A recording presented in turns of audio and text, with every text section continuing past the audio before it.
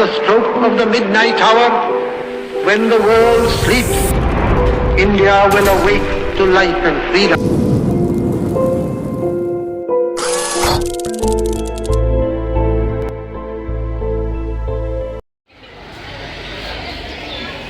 നമസ്കാരം. ഇന്ന് ആഗസ്റ്റ് 15 രാജ്യമൊട്ടാകെ സ്വാതന്ത്ര്യത്തിന്റെ 79ാം വാർഷികം ആഘോഷിക്കുന്നു. ഭാരതമെങ്ങും സ്വാതന്ത്ര്യത്തിന്റെ ത്രിവർണ്ണങ്ങൾ പാറിപ്പറക്കുന്ന ഈ വേളയിൽ എല്ലാവർക്കും സ്വാതന്ത്ര്യദിനാശംസകൾ.